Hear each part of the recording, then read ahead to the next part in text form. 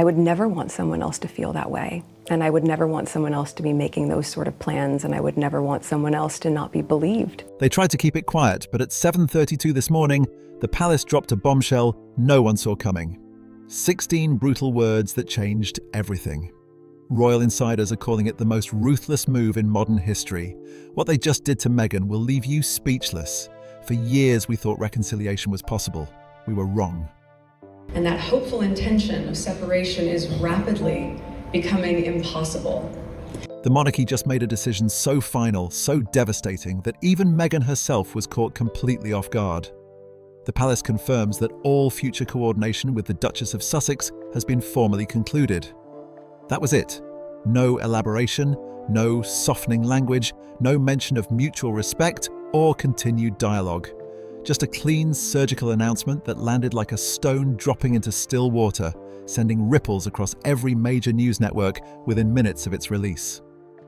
The statement appeared first on the palace's official communication channels, then spread outward with remarkable speed.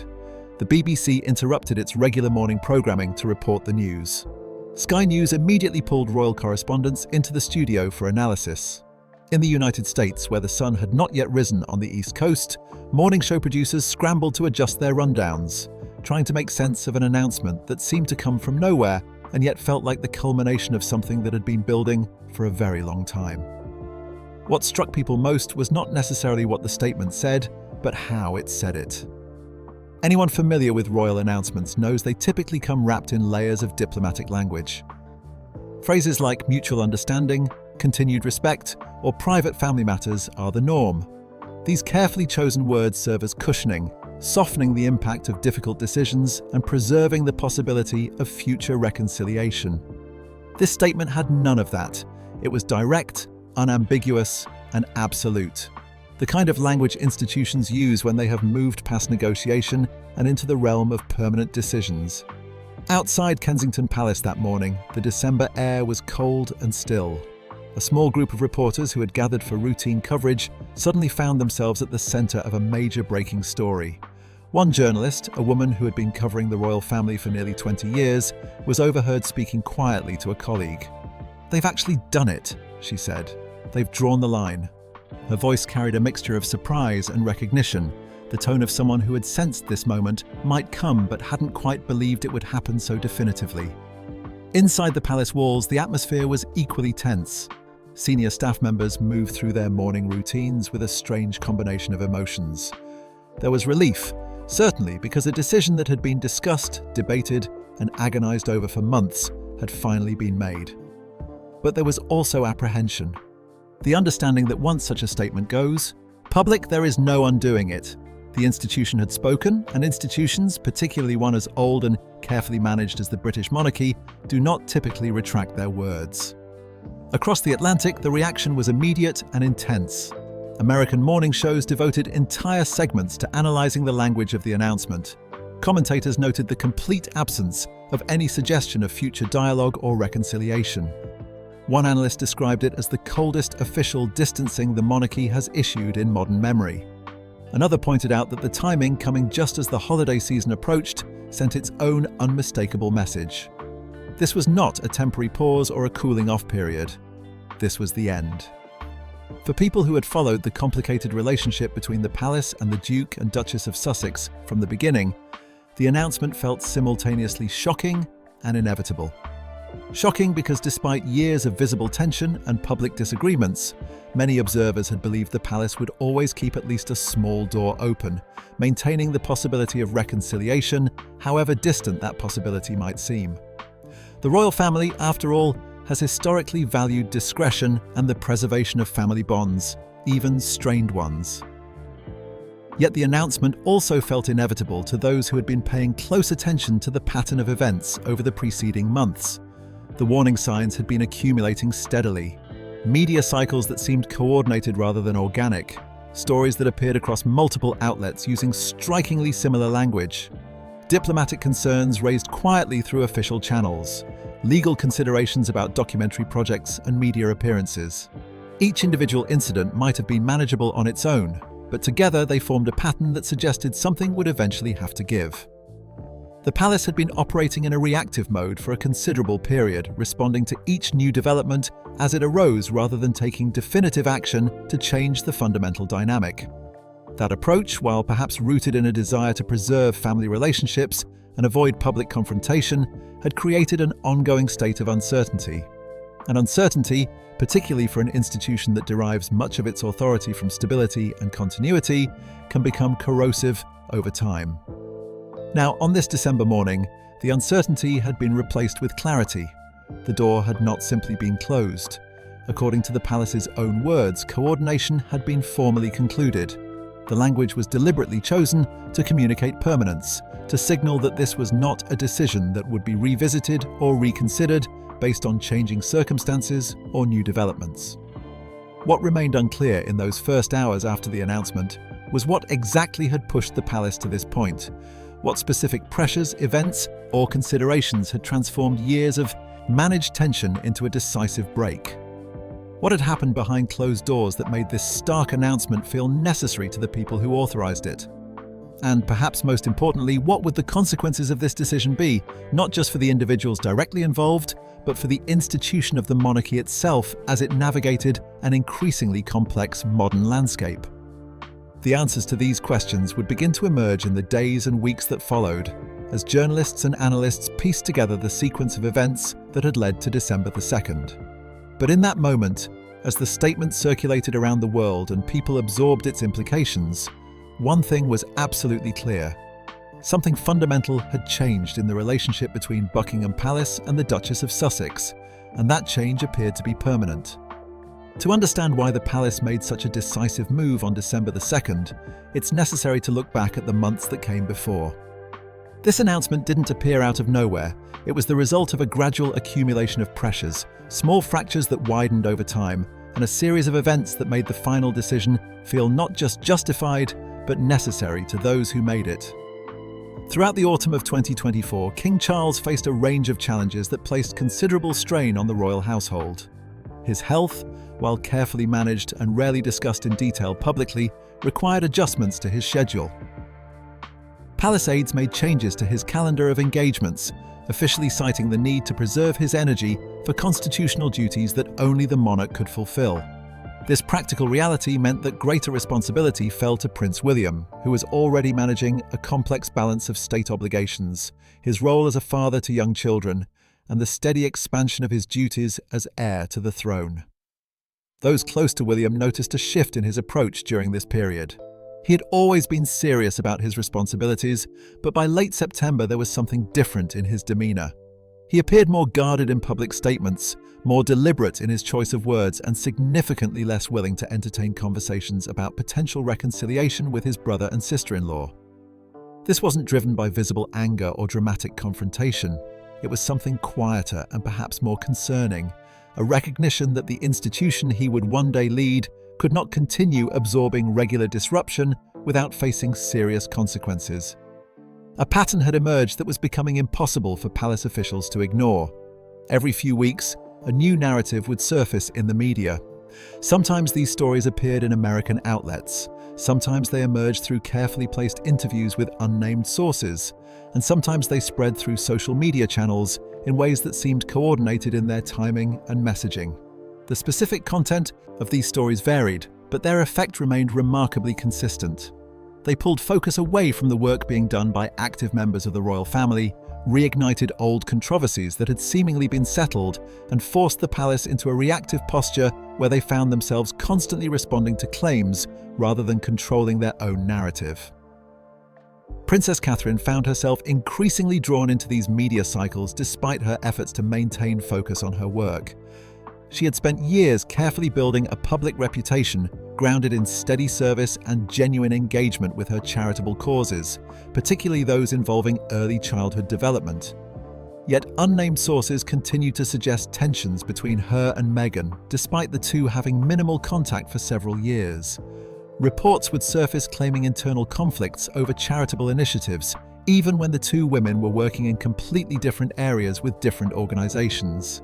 Speculation about Catherine's health, her daily schedule, and aspects of her private family life appeared with troubling regularity.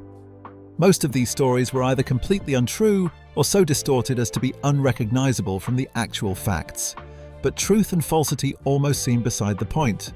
The stories were exhausting in their constancy, and they created an atmosphere of manufactured drama that made it difficult for Catherine to focus public attention on the issues she cared about most. She rarely complained publicly or even privately about this treatment.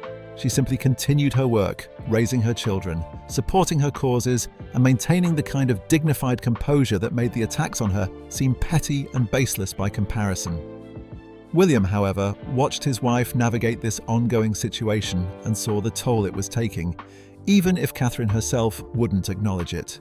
He understood that silence should not be mistaken for acceptance, and he had reached a point where he was no longer willing to allow his family to serve as collateral damage in what increasingly looked like a deliberate narrative strategy designed to keep certain people in the spotlight. By mid-November, Palace communications teams were tracking a troubling development in the media landscape. Multiple American media outlets were publishing stories that cited Buckingham Palace sources as their authority. The problem was that these journalists had no clearance to speak with actual palace officials, and the information they were sharing directly contradicted official palace positions. The sources claimed to have knowledge of internal discussions, private frustrations among senior royals, and upcoming announcements that the palace had no plans to make. None of the information was accurate, but the sheer volume of these false reports created a cloud of confusion that hung over legitimate royal engagements and official announcements. It became difficult for the public to distinguish between actual palace statements and fabricated stories attributed to palace sources that didn't exist. This situation began to attract attention beyond the usual royal watching circles. The Foreign Office started quietly expressing concerns through diplomatic channels. Partners in Washington, Ottawa, and Canberra were asking whether the palace intended to address the situation more directly. The questions were phrased delicately, as diplomatic inquiries always are, but the underlying message was unmistakable. The ongoing instability and constant media speculation was beginning to complicate relationships that depended on clarity and consistency. When international partners needed to work with representatives of the British Crown, they found themselves distracted by questions about internal family dynamics rather than focusing on matters of actual diplomatic importance. Queen Camilla brought her own perspective to these discussions, shaped by her unique experience. She had spent decades rebuilding her public reputation after being one of the most criticised figures in Britain. She understood better than perhaps anyone else in the family how dangerous uncontrolled narratives could become. She had lived through years of public condemnation and knew intimately how quickly public perception could harden into seemingly permanent judgment. This personal history made her particularly concerned that allowing the current cycle to continue would destabilise not only Charles personally, but the institution of the monarchy itself. In private conversations with William and Princess Anne, Camilla expressed a view that surprised some who heard it. She believed that protecting Meghan from criticism had become less important than protecting the monarchy from ongoing chaos. This wasn't a statement born from personal animosity, it was an observation rooted in institutional survival. Camilla pointed out that institutions cannot function effectively when every week brings a new crisis manufactured from fragments of half-truths and strategic media placement. Princess Anne had long held similar views. Known for her no-nonsense approach and fierce protection of royal protocol, Anne had been arguing for clearer boundaries for months. She believed that the palace's patient approach, while well-intentioned, had been interpreted as weakness rather than grace. In her view, the lack of consequences for behaviour that undermined the institution had only encouraged more of the same. As November deepened and December approached, the palace found itself at a genuine crossroads. They could continue managing the situation reactively, absorbing each new wave of speculation and controversy as it came, or they could act decisively, drawing a clear boundary that would end the uncertainty once and for all. For the senior members of the royal family involved in these discussions, the choice, though undoubtedly painful on a personal level, was becoming increasingly obvious from an institutional perspective. The question was no longer whether to act, but when and how. The meeting that would ultimately determine the palace's course of action took place on the evening of November the 30th. The location was significant: the 1844 room at Buckingham Palace, a space steeped in royal history and typically reserved for the most sensitive and consequential discussions. Those who work in the palace understand that when senior royals convene in that particular room, the matters under discussion are not routine. Outside, winter rain tapped steadily against the tall windows, and the faint glow of palace lights barely penetrated the early December darkness that had already settled over London. Prince William arrived first, carrying a folder containing documentation that had been carefully assembled over the preceding weeks. Inside were communication summaries, media analysis reports, legal briefings, and correspondence from the Foreign Office. Each document represented another fracture in the relationship between the palace and the Sussexes, another reason why the current situation had become unsustainable. William sat down, his expression composed but his posture revealing the weight of what was about to unfold. This was not a conversation he had wanted to have, but it had become one he could no longer avoid. Princess Anne entered next. Her presence, as always, was steady and authoritative. She acknowledged William with a brief nod and took her seat without unnecessary ceremony. Anne had already made her position clear in previous conversations.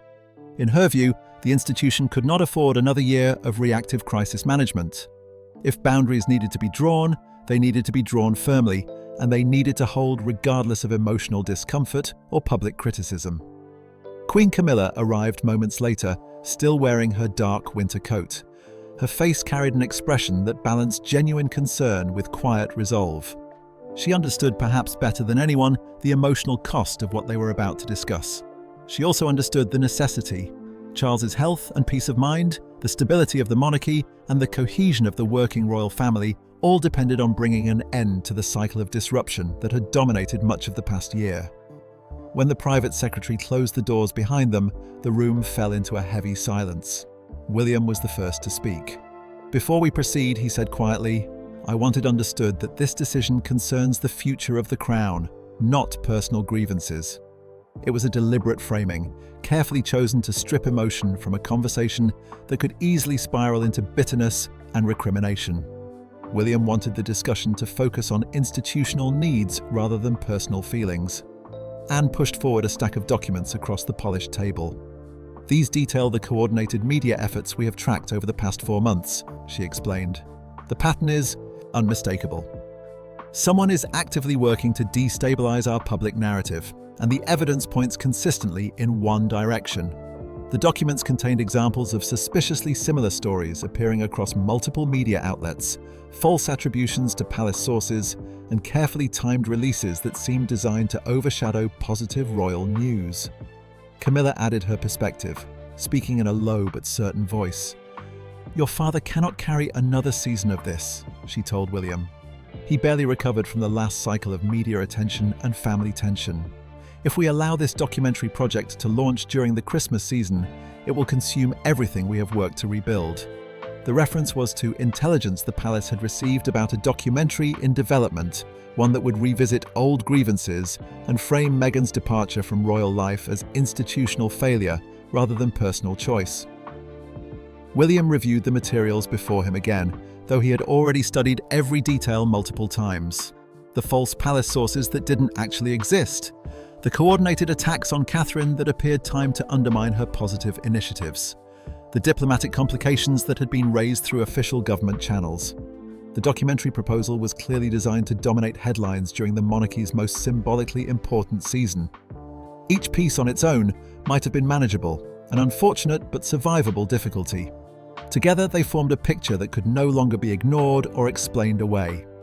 A senior legal advisor who had been invited to provide counsel presented the final analysis. Under current circumstances, he explained, the Crown has 3 realistic options. First, continue as we have been, absorbing each new wave of controversy and responding reactively. Second, issue a private warning through intermediaries, though this carries no guarantee of compliance and might simply invite further testing of limits. Third, make a public statement that draws a definitive boundary and ends the ambiguity entirely. The advisor continued, laying out the implications of each option. The first option preserves short-term peace, but guarantees long-term instability and ensures we will be having this same conversation again in 3 months, then again in 6 months. The second option might work if the other party were interested in genuine reconciliation, but all evidence suggests otherwise. The third option ends the ambiguity completely, though it also closes the door on reconciliation in any formal sense.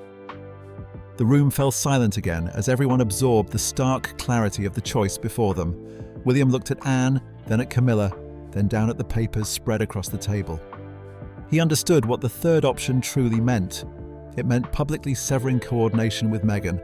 It meant accepting that reconciliation, at least in any official capacity, was no longer possible. It meant choosing the institution over the individual, and doing so in a way that could not be misinterpreted, softened, or walked back later. Anne broke the silence with characteristic directness.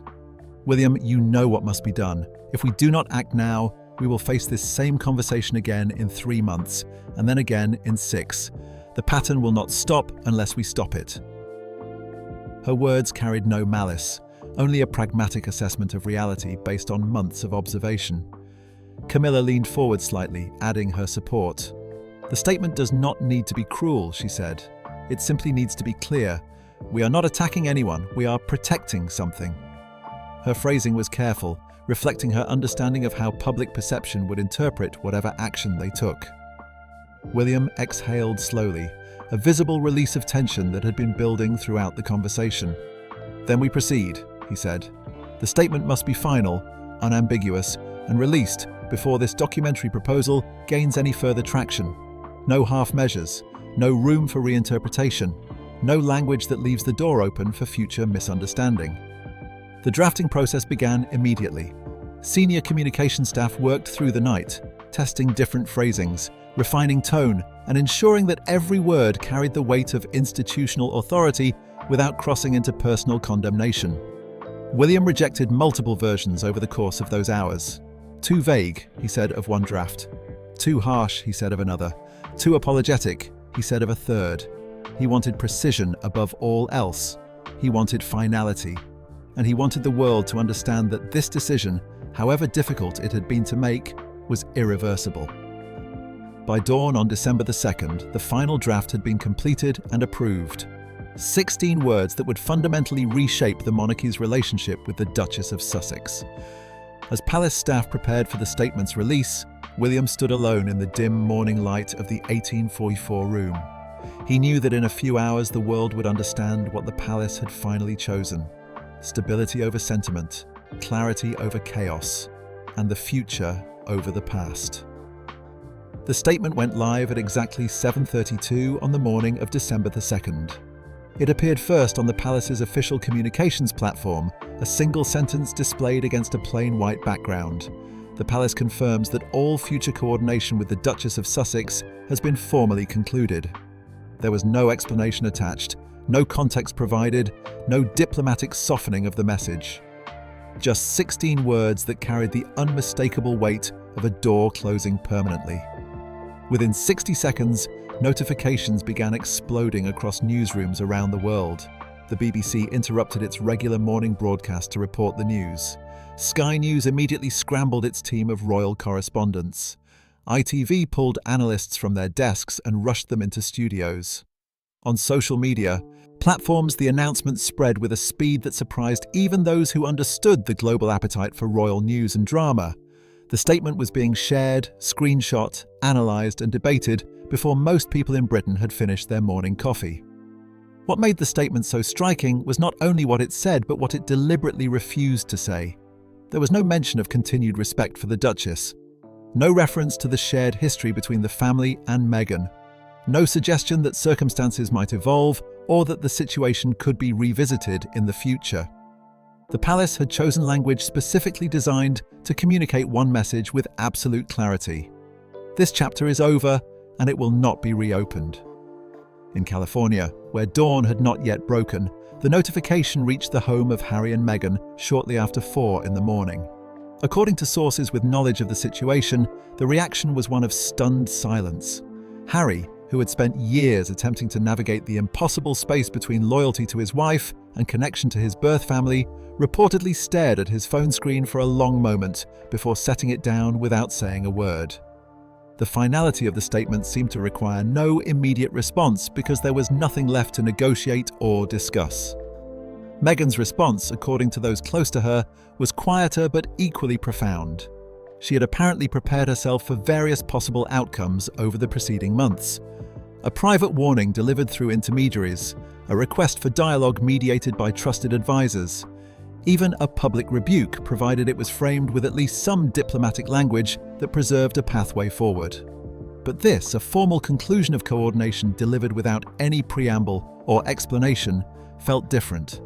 It felt less like a family decision and more like an institutional rejection, final and absolute. Back in London, the palace braced itself for the inevitable storm of response and analysis. Communications teams fielded an overwhelming number of calls from journalists demanding clarification or additional context. Legal advisors carefully reviewed the statement's implications for any future interactions or joint appearances. Security teams quietly assessed whether additional protective measures might be needed given the intensity of public reaction. And the senior royals who had collectively made this decision now faced the task of defending it publicly through their silence and their continued focus on their official duties. Princess Anne resumed her scheduled engagements that day with her characteristic composure. Those who encountered her noted her steady demeanor, as if the morning's announcement had been nothing more than routine business. But people closest to Anne understood the deeper truth. She had been advocating for this kind of decisive action longer than anyone else in the family. Now that the decision had finally been made, she felt a grim satisfaction that the institution had chosen discipline and boundaries over endless accommodation. William appeared briefly at a public event later that same morning. He offered no comment whatsoever on the statement, and notably, no journalist asked him directly about it. He did not need to say anything. His presence alone, calm and unwavering as he went about his scheduled duties, communicated everything the palace wanted the world to understand. The decision was final. The monarchy was moving forward with its work, and there would be no further discussion or debate about the matter. Catherine, meanwhile, continued her work with the same grace and focus that had defined her public life for years. She did not address the announcement. She did not react to the inevitable waves of speculation about her role in the decision or her feelings about Meghan. She simply carried on, attending to her responsibilities and maintaining her commitments. In doing so, she embodied the kind of quiet strength that made the palace's decision seem not only necessary, but perhaps long overdue. The reaction to the announcement revealed a world divided not by national borders, but by perspective, generation, and cultural context. In the United Kingdom, particularly among viewers over the age of 50, the response was largely one of relief. Finally, many people said, "Finally, the palace has drawn a clear line." Radio call-in shows were flooded with callers expressing support for the decision, with many noting that the monarchy had been patient far longer than most institutions would have been under similar circumstances. British newspapers, which had historically been somewhat cautious about pushing too hard on the Sussex situation, now felt emboldened to write more critically. The Telegraph published an editorial praising the palace for choosing institutional stability over continued uncertainty. The Times ran an analysis piece describing the decision as a necessary evolution in how the monarchy handles internal crises in the modern media environment. Even outlets that had previously been sympathetic to Meghan's position acknowledged that the constant cycle of disruption and controversy had become impossible to sustain. In the United States, however, the reaction split sharply along multiple lines. Older American viewers, particularly those who remembered the Diana years and understood the complicated history of the royal family, tended to view the announcement as harsh but ultimately understandable. They recognized the institutional pressures the palace had been facing and could appreciate the clarity of the decision, even if they felt personal sympathy for Meghan and the difficult position she found herself in. Younger audiences, especially those who had followed Meghan's journey from American actress to British royal to independent public figure, reacted with anger and disbelief. Social media platforms erupted with accusations that the palace was being institutionally cruel, that the decision reflected deeper problems with racism and resistance to modernization, and that the monarchy had abandoned someone who had tried to serve it faithfully. Hashtags demanding accountability for the palace's treatment of Meghan trended for hours. Opinion pieces appeared across digital outlets questioning whether the royal family had learned anything from its past mistakes and its historic struggles with public perception. Inside Buckingham Palace, staff members experienced a complex mixture of emotions in the hours and days following the announcement. There was certainly relief that a persistent source of tension had been definitively resolved. But there was also apprehension about what might come next. Meghan had remained relatively quiet in recent months, but everyone understood that silence could be temporary. A woman with a global platform at her disposal and nothing left to lose from speaking openly was not someone the palace could afford to underestimate. Legal teams began preparing contingency plans for multiple possible scenarios. A public response from Meghan addressing the palace's statement directly. A major media interview where she shared her perspective on the decision. A book deal that would provide her version of events. A documentary project that moved forward regardless of the palace's position. Each possibility carried its own set of risks, and each required careful planning about how the palace would respond or whether it would respond at all. The palace had drawn its line in the sand. Now it would have to prove it could defend that line and live with the consequences of having drawn it. For the broader royal family, the decision brought a kind of weary unity. Charles, though emotionally pained by the finality of cutting ties with his daughter-in-law, understood that the institution he had inherited could not survive another year of managed chaos and reactive crisis response. William and Catherine, relieved to finally have clarity after years of ambiguity, refocused their energy on building the future they envisioned for their children and for the monarchy they would one day lead. As the winter sun set over London on December the 2nd, and the initial shock of the morning's announcement began settling into something quieter and more contemplative, a truth emerged that reached far beyond palace walls and royal protocol. This was not simply a story about one family's internal tensions or one institution's struggle to maintain relevance in a changing world. It was a story about boundaries and consequences, about the painful clarity that sometimes only arrives after every other option has been exhausted, and about the difficult choices that institutions and individuals alike must eventually make when continuing as before is no longer possible.